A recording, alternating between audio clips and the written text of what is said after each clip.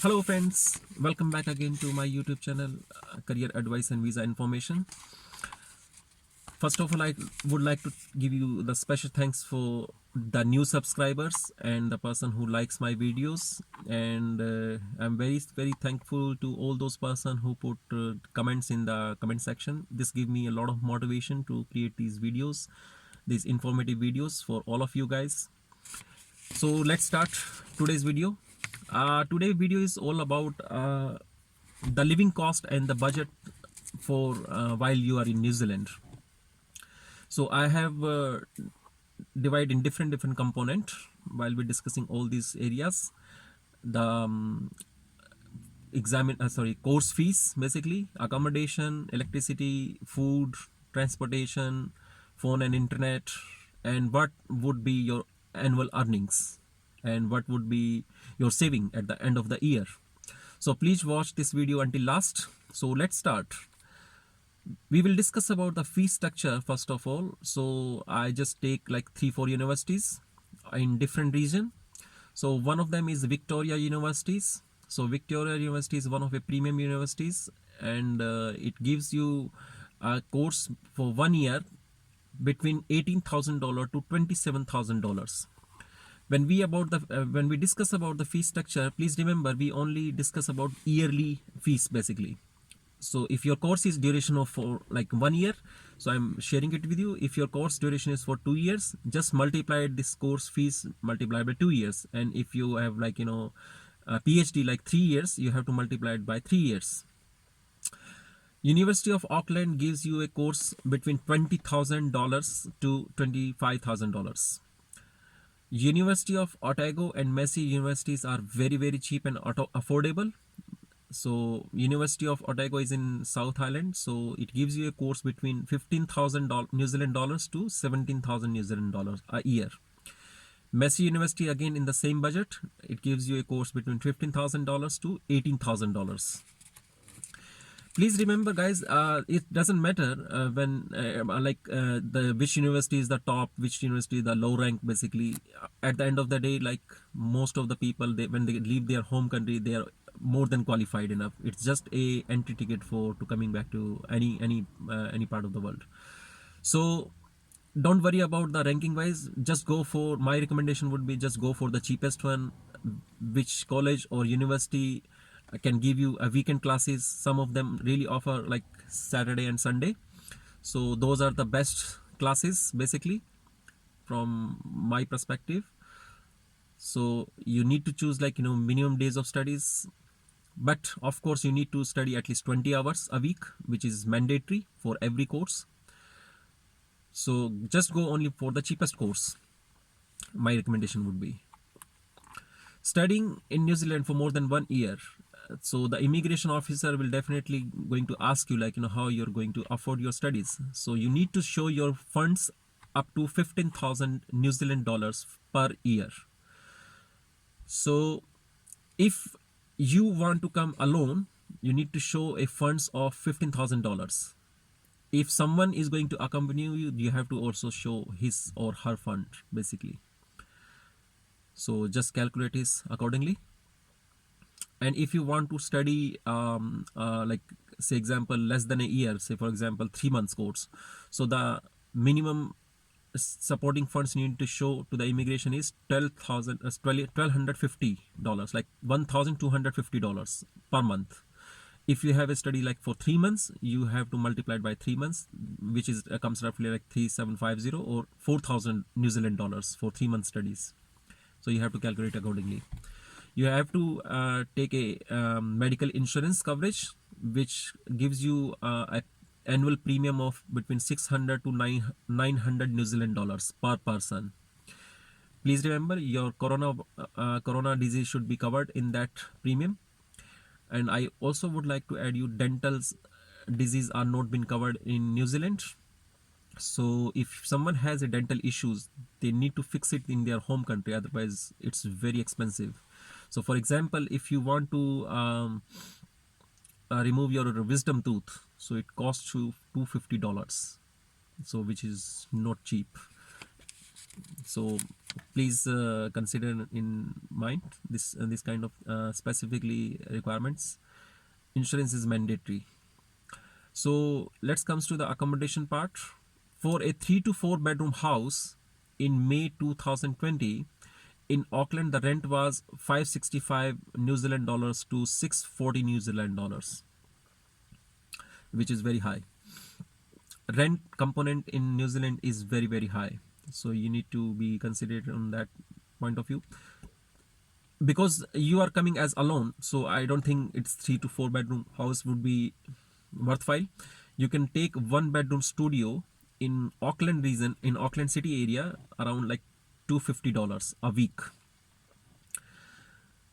If you want to share the room with other person, so you can divide, like, if you are like 2 person, so the same bedroom cost would be roughly around 125 each person. And if you want to share the same room with 3% and divided by 3, so you can roughly calculate it's around like $80 per week. I know there are students, like, who take a full like 3 or 4 bedroom unit, and, like, within students, like, within their classmate, they go for a cheapest option, and they just like they hire like 3 bedroom house. That's why I share like a rent for 3 bedroom on 4 bedroom house. So if you have like classmates, once you reach in New Zealand, like, like you have like 5 6 guys, like, and they want to live together, so that would be the cheapest way to live and enjoy the facility. And uh, coming back to like power and electricity, so in summer it's roughly for per person would be $25 to $35.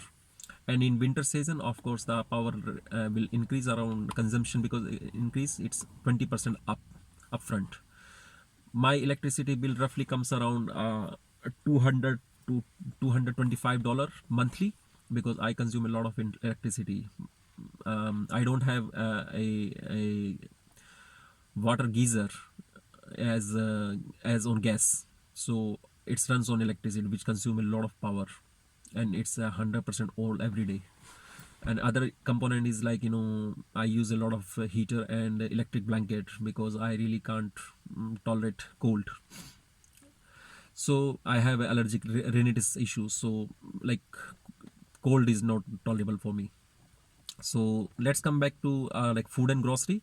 So food and grocery roughly cost is around like $30 to $40, so which is almost the same. Like food is very cheap here. If you're talking about, like, normal grocery stuff, like bread, butter, milk, and vegetables, they are very cheap, they are not very expensive. The cost is same almost, like, which is you eat, like, in your home country, whether you are vegetarian, whether you are non-vegetarian. So food is almost the same price, but of course meat is always cheap in overseas market. All the frozen stuff is very cheap and very affordable. Transportation, when it's come to the public transportation, Auckland and Wellington and Christchurch have beautiful public transportation services, whether it's bus or through rails.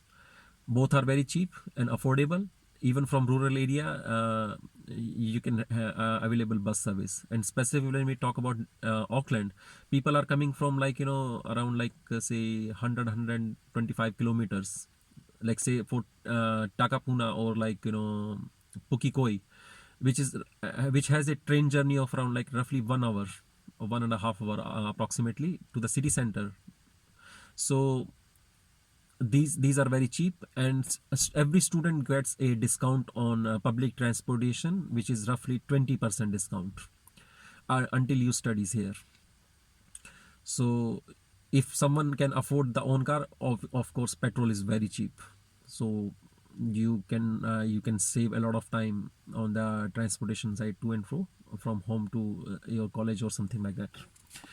Phone and internet, again, it depends upon your data. I usually take like $20 package, and it's not $20, it's $19 package.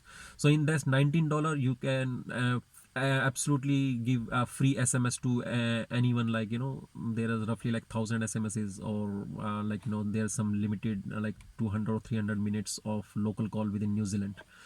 So that's all fine. I generally doesn't have any friend circle, so I don't use too much phone calls, but of course I use a lot of Wi-Fi. because I've been on social media, so I take maximum utilize for Wi-Fi.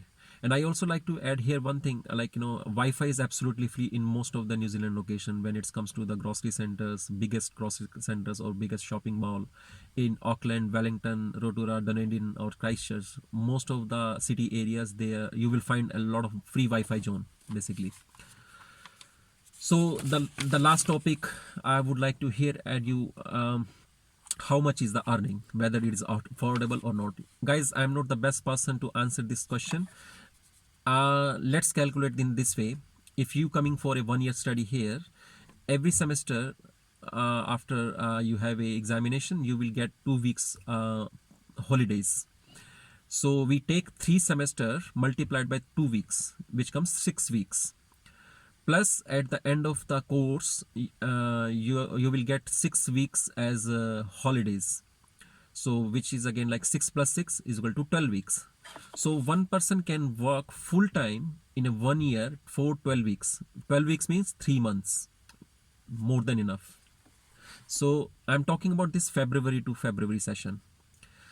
In other session, like, in September session, you will get like, say 3 or 4 weeks less basically. So most of the time people prefers like February to February session. And when it comes to the wages part basically, so let's calculate, as a student you can only work 20 hour full time, 20 hour part time. So 20 hours multiplied by 40 weeks. I consider like, in 1 year, how I calculate that. So in 1 year I consider 52 weeks. In 52 weeks we less 16 weeks. So like, I think some calculation has been wrong. No, let's take like we work for like 40 weeks as part time multiplied by 20 hours, so it comes 800 hours. And 12 weeks we worked as full time, so I roughly calculated like 50 hours per week, which is quite reasonable, not very hectic. So it comes like 600 hours. So total in 1 year a student can work around 1400 per year. So 1400 multiplied by the minimum wages. At present the minimum wage in New Zealand is $19 per hour. So this roughly the earnings is 26,600. So which is roughly around $27,000. So it's like, if you are having a study for like, for 1 year like $15,000 and you earning $27,000, so it's a very handsome amount. And still you can make more money. For example, if you are having a share accommodation like for 3 people or 4 people, like, you can still reduce down the budget from like, from $250 weekly to like $50 to $70 a week. Depend upon you, like, how you want to live your lifestyle. So no need to comment, it's up to you, you decide yourself. But still you can save a lot of money and send to your family members, and you can recover the entire 1 year study fees within your earnings schedule. So that's it for the that's all it for today. So if you have any questions, like, you can put the comments in comment section, and please share it with your friends who want to come to overseas for as a migrant. And all videos are very informative to everyone, and we are running this for community purpose basically, as a community help. So maybe the best idea, like, I request everyone to share this video with the right person who really need that information. And thank you very much. Thanks guys, see you later, bye.